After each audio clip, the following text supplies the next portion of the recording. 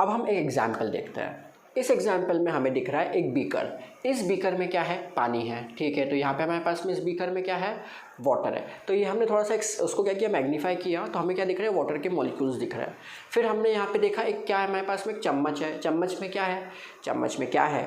Salt है ना। तो सॉल्ट के जो पार्टिकल्स होते हैं, वाइट कलर का होता है ना सॉल्ट, तो वो पार्टिकल्स है, ठीक है, कोई दिक्कत नहीं। अब हमने क्या किया, सॉल्ट को ना ऐसे इसमें डाल दिया। किस में डाल दिया हम लोगों ने? इसको पानी में डाल दिया। तो देखिए नीचे सॉल्ट क्या हो गया? जम गया। दिखता ही होगा, आप लोग ये एक्सपेरिमेंट कर सकते हो। अब हमने क्या किया, स्टीरर होता है, स्टीरर मतलब एक चम्मच ले लो, कुछ भी ले लो, घर में जो भी होता है ना, तो चम्मच से इसको हमने हिलाना स्टार्ट किया। कर रहे। थोड़ी देर बाद हमने क्या देखा, जो पार्टिकल्स थे नमक के वो तो गायब हो गए। अरे ऐसे कैसे गायब हो गए? तो वो गायब नहीं हुए, वो जादू थोड़ी ना था, वो साइंस था। देखते हैं क्या हुआ।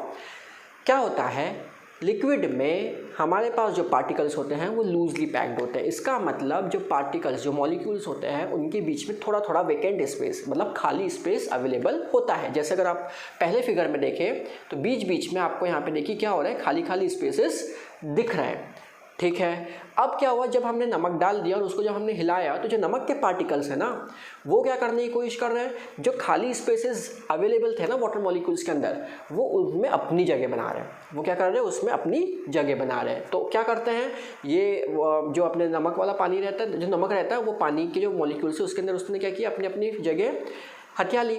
अब उसके बाद क्या हुआ, हथिया लेने के बाद में क्या हुआ, अब वो हमें पार्टिकल्स गायब होते हुए नजर आते हैं। हमें लगता है कि पार्टिकल्स तो गायब हो गए, जबकि वो पानी में अच्छे से घुल चुके होते हैं।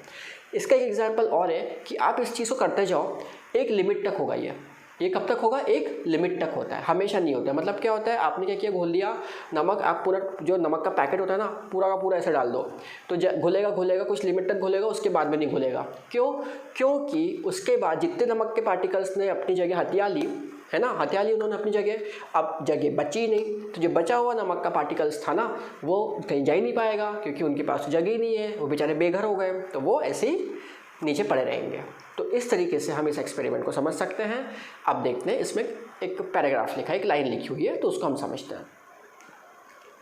When we dissolve salt in water, हमने क्या किया, सॉल्ट को वाटर में डिजोल्व किया, the particles of salt get into the spaces between the particles of water, ठीक है, ये चीज़ होती है। अब हम देखते हैं particles are varying and having spaces between them. जैसे अगर हम बात करें सॉलिड, तो देखो सॉलिड में क्या हो रहा है, स्पेस बहुत कम होता है, जो मॉलिक्यूल्स होते हैं वो बहुत क्लोजली पैक्ड होते हैं और बहुत माइन्यूट स्पेस जो होता है बहुत अवेलेबल होता है। तो उसका कोई मतलब ऐसा है कि अगर आप कुछ उसमें डालना भी चाहोगे तो वो नहीं जाता है, ठीक है, क्योंकि सॉलिड वैसे ही बहुत ज़्यादा ठोस होता है, तो उसके मॉलिक्यूल्स ऑटोमेटिकली इतने ज़्यादा क्लोजली पैक होते हैं कि वो किसी और चीज़ को उसके अंदर जाने नहीं देते। उसके अंदर किसी भी चीज़ को डालना होता है या इंजेक्ट करना होता है, उसका एक तरीका अलग होता है, जो आप लोग 11th-12th में पढ़ोगे, ठीक है। इसके बाद हम बात करते हैं लिक्विड्स की। तो लिक्विड्स की जो मॉलिक्यूल है, यहाँ पे देखिए आप, तो लिक्विड की जो मॉलिक्यूल्स हैं वो कैसे हैं, थोड़े से लूजली पैक्ड है, तो मॉलिक्यूल्स थोड़ा थोड़ा मूव कर सकते हैं। यहाँ पे जो मॉलिक्यूल्स है बिल्कुल मूव नहीं करेंगे, है ना, बिल्कुल ढीठ है, हम तो जहाँ अकड़े बैठे हैं वहीं अकड़े बैठेंगे, हम हिलेंगे ही नहीं वहाँ से, ठीक है। लेकिन ये जो इसके मॉलिक्यूल्स है लिक्विड के, वो कैसे होते हैं, थोड़े से मूवेबल होते हैं, थोड़ा बहुत वो मूव कर सकते हैं। तो होप यहाँ तक क्लियर होगा। अब हम बात करते हैं गैस की। तो जो गैसियस मॉलिक्यूल्स होते हैं वो बहुत ज़्यादा दूर दूर होते हैं, लूजली पैक्ड होते हैं, तो वो भाई आराम से कहीं पे भी मूव कर सकते हैं। फॉर एग्जांपल, इसका एग्जांपल मैं आपको समझाता हूँ। जैसे आप एक जगह पे खड़े हो यहाँ पे, और यहाँ पे कोई दूसरा बंदा आया, इसने अपने बॉडी पे लगाया है परफ्यूम, ठीक है। आप यहाँ खड़े हो, आपको खुशबू आ रही है, किसकी, इसकी परफ्यूम की। क्यों आ रही है, क्योंकि गैस मॉलिक्यूल्स जो होते हैं वो क्या करते हैं, यहाँ से अगर गैस मॉलिक्यूल इसके पास में होगा तो वो ट्रैवल करते रहते हैं ना, तो लूजली पैक्ड है, तो कहीं भी ट्रैवल करेंगे और आप तक पहुँच जाएंगे, तो आपको एक अच्छी फ्रेगनेंस मिलेगी, ठीक है। होप यहाँ तक क्लियर होगा। अब आगे देखते हैं क्या लिखा है, ये भी देख लेते हैं। A, B and C shows the magnified systematic picture of the three states of matter. The motion of the particles can be seen and compared in the three states of matter. Next हम बात करते हैं matter। चलिए, the matter is the material of which everything in this universe and around us is made up of indefinite shapes. Matter क्या होता है कि basically तीन चीज़ें ही आपको अपने आसपास में मिलेंगी, है ना, सॉलिड, लिक्विड या गैसेज, है ना। कभी फॉर एग्जांपल कुछ भी हो सकता है, कोई भी चीज़ आप देखोगे तो आपको या तो वो सॉलिड दिखेगी, या तो वो लिक्विड दिखेगी, या तो वो गैसेस फॉर्म में दिखेगी। तो ये हमारा क्या होता है, मैटर। तो मैटर जो होता है वो एक मटेरियल होता है जो कि जिससे कि पूरे यूनिवर्स की हर चीज़ क्या हुई है, बनी हुई है। आगे देखते हैं, it is anything that occupies space and has mass and offers resistance to any applied force. Physical nature of particle, yes. अब हमारा नेक्स्ट टॉपिक है फिजिकल नेचर ऑफ पार्टिकल। देखते हैं क्या होता है। Matter is made up of particles, ठीक है भाई, छोटे छोटे पार्टिकल्स मिल के हमें हमारा क्या बना, मैटर बना। The particles of matter are very very small, है ना, उनका वैसे देखना चाहे तो देख नहीं सकते, राइट। नेक्स्ट अगर हम आगे देखते हैं, कैरेक्टरिस्टिक्स ऑफ पार्टिकल, वो छोटे छोटे पार्टिकल्स होते हैं ना, उनकी क्या कैरेक्टरिस्टिक्स होती है। Particles of matter are continuously moving, तो जो पार्टिकल्स होते हैं ना वो मूव करते रहते हैं, चीटियाँ होती है, चीटियाँ कैसे मूव करती रहती है, तो वैसे जो पार्टिकल्स होते हैं ना मैटर के, वो क्या होते हैं, कंटिन्यूसली मूव करते रहते हैं। आगे देखते हैं, दे पोजेस काइनेटिक एनर्जी, भाई सी बात है, अगर वो मूव कर रहे हैं तो इसका मतलब उसमें क्या है, काइनेटिक एनर्जी है। As the temperature rises, particle move faster because kinetic energy of particle increases। जब हम टेम्परेचर को, भाई सी बात है, एग्जाम्पल के तौर पे अगर मैं आपको बताऊं, जैसे एक तवा है, तवा फ्राइंग पैन है ना, आजकल के बच्चे, तो अगर आपका फ्राइंग पैन है उसमें मान लो एक चींटी है, चींटी आराम से घूम रही है, मूव कर रही है, आपने लगा दी नीचे से आग, है ना, नीचे से आपने उसे गर्म कर दिया, टेम्परेचर बढ़ा दिया, तो चींटी क्या करेगी, भागने की कोशिश करेगी, क्यों, क्योंकि उसको तो गर्मी लग रही है, तो भागेगी। तो इसी तरीके से जो पार्टिकल्स होते हैं, अगर हम उनमें टेम्परेचर देते हैं तो वो और तेज़ी से मूव करने की कोशिश करते हैं, और इसलिए उसकी काइनेटिक एनर्जी और बढ़ जाती है। क्लियर। आगे, particles of matter have spaces between them, जो मैटर के जो पार्टिकल्स होते हैं ना, उनके अंदर क्या होती है, स्पेसेस अवेलेबल होती है। चलिए, when we make tea, coffee, और लेमनेड मतलब नींबू पानी, गर्मियों में पीते हो ना नींबू पानी, शक्कर मिला के एक अच्छा सा जूस, दैट इज़ लेमनेड। इसके अलावा एक और एग्जांपल ले सकते हो, रसना भी पीते हो आप लोग, राइट, ठीक है। Particles of one type of matter get into the spaces between the particles of other, होता ही है भाई, अगर आप चाय बना रहे हो, है ना, आपने पानी लिया, उसमें आपने शक्कर डाली, उसमें आपने चाय पत्ती डाली, आपने उसमें थोड़ा सा दूध डाला, तो ये थोड़ा सा जब बॉयल होता है, उसके बाद आप जब पीते हो तो आपको पानी मिलता है क्या, नहीं, आपको सबका एक मिक्सअप मिलता है, उसमें पानी भी है, शक्कर भी है, राइट, चाय पत्ती का भी स्वाद है। तो एक तरीके से क्या हुआ, जो पार्टिकल्स अवेलेबल थे वाटर मॉलिक्यूल्स के अंदर, उसमें क्या हुआ, सभी ने अपनी अपनी जगह ढूंढ ली और हथिया ली। तो इस तरीके से पार्टिकल्स जो होते हैं मैटर के अंदर की, उसमें अंदर स्पेसेस होती हैं। तो आगे देखते हैं, ठीक है, this shows that there is enough space between the particles of matter.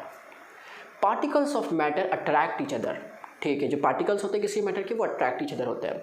इसका एग्जांपल आपको मैं अगर समझाऊं, तो अगर मान लो कोई पानी ऐसे अपन बहा रहा है ना, वो पानी ऐसे गिर रहा है, बीच में से मैंने ऐसे कैंची से काट दिया, ऐसे काट रहा हूँ, कटेगा क्या पानी, नहीं कटेगा, है ना, छोड़ूंगा तो वापस नीचे आएगा, कटता ही नहीं पानी, और ऐसे करने पर भी उसके ऊपर से जाता है। तो इसका मतलब क्या है कि हमारे जो पार्टिकल्स है वो एक फोर्स की वजह से क्या हो रहे हैं, चिपके हुए हैं, है ना, जिसको हम तोड़ नहीं सकते। तो क्या हुआ, यही चीज़, when we open a water tap, try to break the stream of water with our fingers, ठीक है। Can we do this? No, because the stream of water remains together. Particles of water are held together because of the force of attraction between them. उनके particles के अंदर क्या होता है, force of attraction होता है, ठीक है। बहुत महत्वपूर्ण बातें हैं, समझने की कोशिश करते हैं क्या क्या है। पहली चीज़, the spaces between the particles and the kinetic energy of particle is minimum in solids। जो स्पेस होती है और जो काइनेटिक एनर्जी होती है, सॉलिड्स में कम होती है, लिक्विड में थोड़ा सा ज़्यादा होता है, और गैसेस में बहुत ज़्यादा होता है। याद कर लो इस चीज़ को कि जो पार्टिकल्स, जो स्पेसेस बिटवीन द पार्टिकल्स होते हैं, और दूसरी चीज़ काइनेटिक एनर्जी, सॉलिड में बहुत कम होती है, लिक्विड में थोड़ी सी ज़्यादा होती है, गैसेस में थोड़ा और ज़्यादा होता है। The force of attraction between the particle is strongest in solid, intermediate in liquid and weakest in gases. सी बात है, अगर आपके पास में एक पत्थर है, पत्थर को तोड़ने में बहुत फोर्स लगेगा, क्योंकि उसके अंदर के जो मॉलिक्यूल्स है बहुत ज़्यादा क्लोजली पैक्ड है, और उनके बीच में फोर्स ऑफ अट्रैक्शन भी बहुत ज़्यादा है। लिक्विड को अगर मुझे तोड़ना है बीच में से, अगर उसे डिवाइड करना है, तो उसमें मुझे फोर्स कम लगेगा, ठीक है। जैसे मैंने बताया था कि हाथ से अगर आप फिंगर से ऐसे कट करोगे तो भी वो थोड़ा टूटा, लेकिन वो कंटिन्यूशन ऑफ वाटर रहता है, क्योंकि force of attraction between the particles होता है, लेकिन उनको काटने के लिए हमें बहुत कम फोर्स चाहिए रहेगा। तो the force of attraction between the particles is strongest in solid, intermediate in liquid and weakest in gases. Movement of particles is minimum in solid. Movement of particles is minimum in solid, more in liquid and maximum in gases. तो जो solid के अंदर के particles होते हैं उनमें movement होता ही नहीं है, बिल्कुल ही नहीं होता. बहुत रेयर हुआ, बहुत धक्का पुक्की किया तो थोड़ा सा कहीं हो जाएगा, लेकिन वैसे सॉलिड में मूवमेंट हम मानते ही नहीं है. लिक्विड जो होता है उसमें थोड़ा सा मूवमेंट ज़्यादा होता है, और जो गैसेस होते हैं उसमें बहुत ज़्यादा मूवमेंट ऑफ मॉलिक्यूल्स होता है. होप यहाँ तक क्लियर होगा आपको. आगे बढ़ते हैं.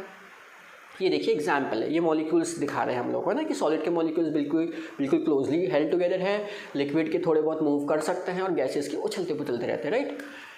नेक्स्ट हम बात करते हैं states of matter. The physical state of matters are solid, liquid and gases, जो हमने स्टार्टिंग में थोड़ा सा पढ़ा था, अब इसको हम थोड़ा अच्छे से पढ़ेंगे. चलिए, we classify our body into 3 states of matter. हमारी बॉडी को हम 3 कैटेगरी में बांटते हैं. पहला, bones and teeth are solid, है ना, बोन्स हैं, टीथ है, ये सब क्या है, हमारे सॉलिड है. Blood and water present in our body are liquid. Blood होता है जो फ्लूइड है ना, क्योंकि वो बह रहा है. Air in our lungs is gaseous and also there is 70% of water in our body. ठीक है, हमारे बॉडी में 70% वाटर होता है, लेकिन अगर हम गैसेस के एग्जाम्पल देखें तो हमारे जो लंग्स होते हैं उसमें जो एयर होती है वो क्या हो गया, example of gas in our body. अब हम बात करते हैं सॉलिड स्टेट. सॉलिड स्टेट की प्रॉपर्टीज़ जो हम पहले डिस्कस कर चुके हैं. Have definite shape, have distinct boundaries, have rigidity मतलब ठोस होते हैं ना, जिद्दी, है ना, and incompressible and have definite volume. कुछ एग्जांपल्स देखते हैं. Rubber band is a solid because it can change its shape under the force. भाई जो रबर बैंड होता है वो क्या है, सॉलिड है. आप बोलोगे क्यों सॉलिड है, वो तो मूव करता है. आपने बोला सॉलिड मूव नहीं करता. यस, लेकिन रबर बैंड को अगर हमें मूव करवाना है तो उसका हमें अलग से बाहर से क्या देना पड़ेगा, फोर्स देना पड़ेगा, राइट. तब तो अदरवाइज अगर उसको आप देखोगे तो वो क्या है, जैसा है वैसे का वैसे ही है, ऐसे बह तो नहीं रहा है वो, है ना. तो रबर बैंड क्या हो गया, हमारा सॉलिड हो गया. Rubber band is a solid because it can change its shape under the force and regain its shape when force is remove. जब हम फोर्स हटा देंगे तो वापस अपने ओरिजिनल शेप में आ जाएगा. If excessive force is applied it breaks. हमने और तेज खींच दिया तो वो क्या हो जाएगा, टूट जाएगा. The solids have fixed and rigid shape. Fixed shape होता है और rigid shape होता है. The kinetic energy of the particles in solid state is very less. Kinetic energy जो होती है particles की वो बहुत कम होती है, क्योंकि वैसे ही वो बहुत क्लोजली पैक है, उनको जाना ही नहीं कहीं पे, बैठे रहना एक जगह पे, तो मूव कहाँ कर रहे हैं. बहुत ज़्यादा हुआ तो थोड़ा बहुत ऐसे हिल डुल लेंगे अपनी जगह से, है ना, लेकिन वो क्या होता है, बहुत कम होती है kinetic energy. And therefore solid have fixed and rigid shape. Next, we can compress sponge as its pores are filled with air but it is a solid. Sponge की हम बात करें, है ना, तो हमने ऐसे प्रेस किया. प्रेस करने के बाद में हमें पता चला कि सॉलिड को हम प्रेस कर रहे हैं, तो वो सॉलिड को प्रेस कर रहे हैं क्या, नहीं. देखो क्या होता है, स्पंज में क्या होता है, जो स्पंज जिस चीज़ से बना होता है ना, वो जो कपड़ा जो भी वॉट एवर इट इज़, तो वो जो चीज़ होती है ना, क्या होता है, जब आप उसको करते हो तो बीच में क्या है, एयर पोर्स है. क्या है, एयर पोर्स. जब उसे प्रेस करते हो तो वो क्या हो गया, एयर पोर्स, उसने पूरे एयर्स हटा दी, बाहर कर दी, और वो उसने क्या किया, सब जितना भी कंटेंट था उसका, उसने अपने आप को वो कर लिया, कंबाइन कर लिया पूरे को, है ना. तो हमारा जो स्पंज होता है वो एक तरीके से क्या होता है, सॉलिड होता है, लेकिन उसके अंदर क्या होते हैं, एयर मॉलिक्यूल्स होते हैं, इसलिए वो कंप्रेस हम कर सकते हैं. Salt and sugar take the shape of the container. ठीक है, हमने बात किया था कि लिक्विड होता है, उसको हम एक शेप, अगर उसको ग्लास में डाल लेंगे तो ग्लास का शेप लेगा, कटोरी में डालेंगे तो कटोरी का शेप लेगा. सिमिलरली जो सॉल्ट पार्टिकल्स है या फिर शुगर है ना, तो उसको अगर मैं ग्लास में डालूंगा तो ग्लास का शेप लेगा, कटोरी में डालूंगा तो कटोरी का शेप लेगा, लेकिन स्टिल सॉल्ट एंड जो आपका शुगर है वो लिक्विड नहीं है, क्योंकि उसके पार्टिकल्स लिक्विड नहीं है. मतलब जो क्रिस्टल्स है ना, जो सॉलिड, जो जिससे शक्कर है, तो शक्कर का एक दाना, वो जो क्रिस्टल है वो सॉलिड है ना, that is your solid part. ठीक है. सिमिलरली जो सॉल्ट है, सॉल्ट का एक जो इतना सा नमक का जो पार्टिकल होगा, है ना, वो क्या होगा, आपका सॉलिड होगा. ठीक, अब हम आगे बढ़ते हैं. चलिए, लिक्विड स्टेट क्या है. लिक्विड स्टेट में द कैरेक्टरिस्टिक्स हम पहली बात कर चुके हैं. है फ्लूइडिटी, बहता है. They are not rigid. Low compressibility, थोड़ा बहुत वो हम उसको प्रेस कर सकते हैं. ठीक है. No definite shape. ठीक है, कोई डेफिनेट बाउंड्रीज नहीं होती है, क्योंकि भाई अलग अलग शेप में डालोगे तो अलग अलग शेप में दिखेगा. They take the shape of the vessel and it have a definite volume. Volume उसका फिक्स रहता है. कुछ चीज़ें और देख लेते हैं इसके बारे में. फोर्स ऑफ अट्रैक्शन देखते हैं। पहला point, force of attraction between the particles of liquid keeps its volume same. मतलब वॉल्यूम सेम होने का रीज़न क्या है कि जो फोर्स ऑफ अट्रैक्शन होता है किसके बीच में, पार्टिकल्स के बीच में, तो वो यही रीज़न है जिसकी वजह से जो लिक्विड होता है उसका वॉल्यूम जो होता है वो कैसा होता है, फिक्स्ड होता है। सेकेंड पॉइंट देखते हैं, liquids are substances having fixed and no fixed shape. फिर से पढ़ लेते हैं क्या है, liquids are substances having fixed that is definite volume. ठीक है, तो जो लिक्विड होता है उसका वॉल्यूम फिक्स्ड होता है बट नो फिक्स शेप, उनका शेप फिक्स नहीं होता। ठीक है, next, they take the shape of container in which they are stored. The gases that is oxygen and carbon dioxide from the atmosphere diffuse and dissolve in water. ठीक है, तो ये gases होती है वो क्या होती है, डिफ्यूज होती है और किस में मिल जाती है, पानी में मिल जाती है। इसी वजह से मछलियाँ पानी में रह पाती हैं, प्लांट्स पानी में उग सकते हैं। भाई प्लांट्स को क्या चाहिए, ऑक्सीजन भी तो चाहिए होता है ना उगने के लिए, तो वही वो एक्वेटिक प्लांट्स होते हैं, एक्वेटिक एनिमल्स होते हैं, वो कैसे ज़िंदा रहते हैं, उसमें कहाँ ऑक्सीजन है। तो क्या होता है, हमारा जो कार्बन डाइऑक्साइड और ऑक्सीजन जो होता है वो एटमॉस्फेयर से डिफ्यूज़ होता है और ओशन में जाके मिल जाता है, जिसकी वजह से हमें जो वाटर रहता है उसके अंदर क्या प्रेजेंट रहते हैं, एक तरीके से ऑक्सीजन प्रेजेंट हो जाती है। इसीलिए आगे बढ़ लेते हैं। Due to these gases aquatic plants and animals are able to survive. Diffusion is much more in liquid than in solids due to free movement of particles in liquid. Diffusion किस में सबसे ज़्यादा तो खैर गैसेज में होता है, but liquid में जो होता है वो ज़्यादा होता है कंपेयर्ड टू सॉलिड्स। ठीक, अब हम बात करते हैं अपनी गैशियस स्टेट की। तो गैशियस स्टेट की भी अगर हम कुछ प्रॉपर्टीज़ की बात करें तो दे हैव फ्लूइडिटी है, बह सकता है, वो भी कहीं पे भी जा सकता है मॉलिक्यूल्स उसके। हैव कंप्रेसिबिलिटी, उसको हम कंप्रेस कर देते हैं। Then have no definite boundaries, कहीं भी भग सकते हैं ना, उछलते इधर उधर कहीं पे भी। नो डेफिनेट शेप, कोई शेप नहीं है। नो डेफिनेट वॉल्यूम, राइट, कोई फिक्स वॉल्यूम नहीं होता है। जैसे अगर आपके आसपास में जितना ऑक्सीजन है वो कितना भी हो सकता है, कभी ज़्यादा कभी कम। ठीक, कभी खुशी कभी कम। Next, the particles in gas are free to move in any direction, है ना। पार्टिकल्स ऑफ गैसेज जो होते हैं वो कहीं भी मूव कर सकते हैं। एंड हैंस दे कैन, मतलब कौन, गैस जो है वो क्या कर सकती है, फ्लो कर सकती है। Next, gases are substances that do not have fixed volume and occupy all the volume available on them. गैसेज जो होते हैं, द गैसेज के जो सब्सटेंसेज होते हैं, they are do not have any fixed volume, उनका वॉल्यूम फिक्स नहीं होता है। And occupy all the volume available to them, जितना भी उन्हें हम दे देंगे उतने में वो ऑक्यूपाई हो जाएंगे। वो फॉर एग्जाम्पल अगर मैंने एक ना जार लिया है, जार को मैंने खोल दिया, उसमें एयर चली गई, जार को मैंने बंद कर दिया, तो जितना आपने उसको वॉल्यूम दिया उतना वो, जितना जार था उतने वॉल्यूम की गैस उसके अंदर चली गई। तो इस तरीके से जितना आप उसको स्पेस दोगे उतना वो उसके अंदर चला जाएगा। ठीक, चलिए अब हम आगे बढ़ते हैं। Yes, pressure of gas is the force applied on the walls of vessel by the irregular moving gas particles. ठीक है, अगर हम बात करें प्रेशर ऑफ गैस, तो प्रेशर ऑफ गैस क्या होता है, एक तरीके से it is the force which is applied on the walls of vessel. ठीक है, by the irregular moving particles. कौन से पार्टिकल्स, गैस पार्टिकल्स। इसका मतलब ये हुआ कि हमारे पास में बर्नी है, बर्नी मतलब आप लोग क्या बोलते हो उसे, जार, राइट।